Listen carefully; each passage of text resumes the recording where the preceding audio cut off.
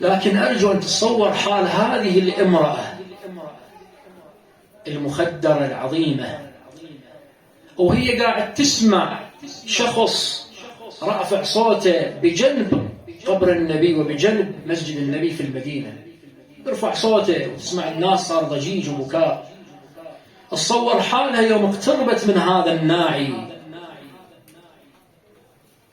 اللي بعثه الإمام زين العابدين يخبر أهل المدينة.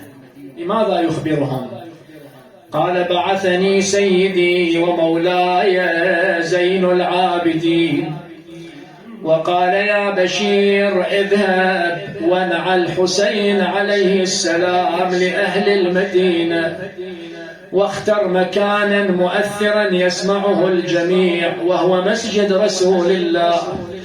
يقول بشر: رفعت صوتي بالبكاء والنحيب مناديا: يا أهل يثرب لا مقام لكم بها، قتل الحسين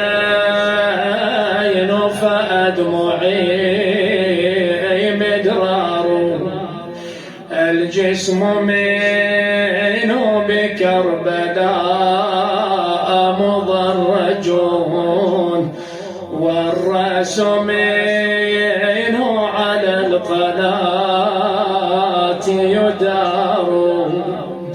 يقول: ولنصات من الجمع الأكبر طلعت مرة تمشي وتعثر تنادي: ناعش الخبر صوتك لعند الصخر فسر. سأل عنها والله وثار المرم عباس الأزهار، عرفها بشر. يقول: بدأت معها أسليها بأولادها المفقودين. قالها: عظم الله جرج جعفر وعاد تقول الكل فدا الحسين يرحوم. والله وعبد الله غدا وياهم فرد كون تقول الفخر ريحانة المختار. قالت: يا يما ما نشدتك عن الأولاد، نشدتك عن عزيز ولب الفار. قالها: ما تحسين ما تحسين لو ويا الضعن عاد. قالها: انجت العباس ايش تقولين؟ التوت وتقول قل بقرة العين. يا ببك ودق على راسه وصاح: يا حسين يا حسين صاحت يا ذي الصاح. والله صاح الحسين انقتل عطشان ورجعت زينب فاجد الخوان، ما إلها عشيرة ولا لها عوان. لما سمعت بالخبر عادت مولولة إلى دار أبي عبد الله. طرقت الباب علمت العقيلة بمن على الباب صاحت: قومني الفواطم فكن الباب وتلقى شريجتنا بالمصاب. ما هم البنين ونسل الانجاب راحوا لاشغول 4 حساب. قامت زينب استقبلتها وهي تنادي: وحسينا وقرة عينا. زينب تنادي: واخاه وعباسا. تقلها همها، هذا همها ام البنين. اردن اشديك عن راعي المحنة ايش سوى الخواتم من خنه. من ادري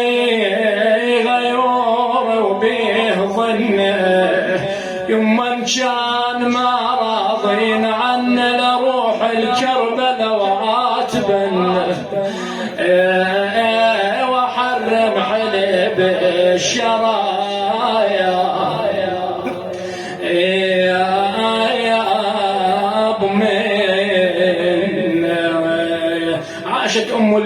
سنوات قليلة وإذا بها على فراش الموت تقلب طرفا عن اليمين وآخر عن اليسار، لا ترى أحدا من الأحباب إلى جنبها سوى لفيف من الأرامل والأيتام.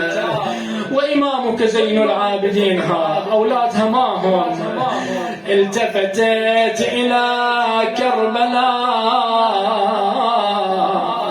تقول ما حضرتني علامك يا ابو فاضل، ما حضرتني ما نمك على فراش الموت يا ابني، اريدك تجي وبيدك تزتني وتحضر يا والي يوم دفني،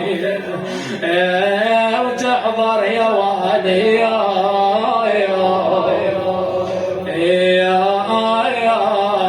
دفني. أبيات الدعاء تقول له يما حسبان من اموت تصير دفان على جسمي يما تلف الاجفان والنعشي تشيل اولاد الحنان. هذا امل كل امها. تقول له يما لجن ما خلان الدهر والدار خوان، والله قبل خذاكم والاجل حان، قبل خذاكم والاجل